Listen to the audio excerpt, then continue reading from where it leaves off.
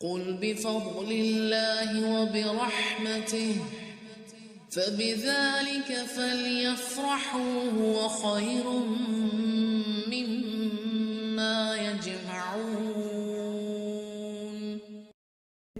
تو اگلی چیز جو آپ کے میرے لیے ایک سلیوشن کے طور پہ ہے رشتوں کے معاملے میں، وہ استخارہ ہے۔ اپنے بچوں کے رشتے، شادیاں، نکاح، جو بھی معاملات ہوں، یہ استخارے کے بغیر نہ کیجیے۔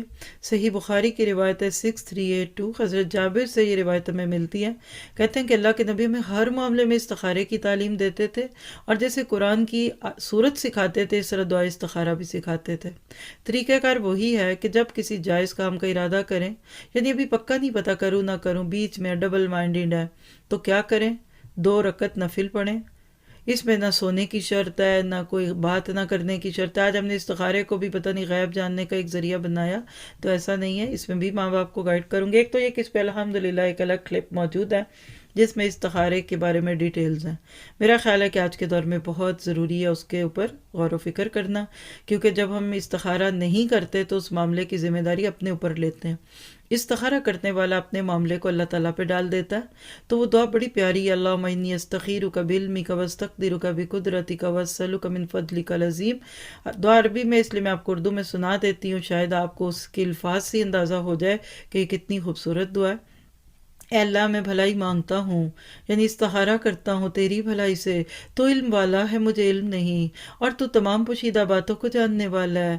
اے اللہ، اگر تو جانتا ہے کہ یہ کام میرے لیے بہتر ہے، یعنی میری بچی بچے کا یہ رشتہ، یا اگر کوئی اپنے بارے میں بھی لڑکا یا لڑکی کرتا ہے یہ دعا، تو وہ اپنے لیے سوچ لے، یہاں اپنے کام کی نیت کر لیجئے، دل میں سوچ لیجئے، میرے دین کے اعتبار سے، میری معاش اور میرے انجام کار کے اعتبار سے، یعنی 3 انداز سے ہر رشتے کو دیکھیے۔ یا دعا میں یہ الفاظ کہے کہ تو اسے میرے لیے مقدر کر دے، اور اگر تو جانتا کہ یہ کام میرے لیے برا ہے، میرے دین کے لیے، میری زندگی کے لیے اور میرے انجام کار کے لیے، یا یہ الفاظ فرمائے، یعنی آپشنز ہیں مختلف احادیث میں، تو اسے مجھ سے پھیر دے اور مجھے اس سے پھیر دے، اور میرے لیے بھلائی مقدر کر دے جہاں کہیں بھی وہ ہو، اور پھر مجھے اس سے مطمئن کر دے۔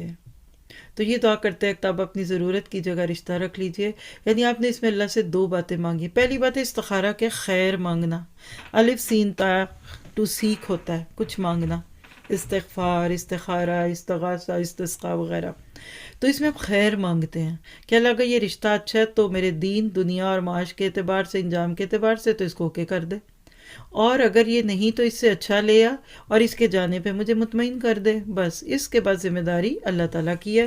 اللہ تعالیٰ ہمیں استخاروں کے ساتھ اپنے بچوں کے رشتے کرنے والا بنائے۔ یہاں ایک سائڈ ایشو بات کروں گی، کیا آپ کے لیے دوسرے بھی استخارے کر سکتے ہیں اور دور بیٹھے پھوکے مار سکتے ہیں، اور آپ کو اسکرینوں پہ بلا کر اور جا کر دے کر، یہ سب باتیں قرآن سنت سے ہٹی ہوئی ہیں۔ اللہ تعالیٰ ہمیں خود ان معاملوں کو کرنے والا بنا دے۔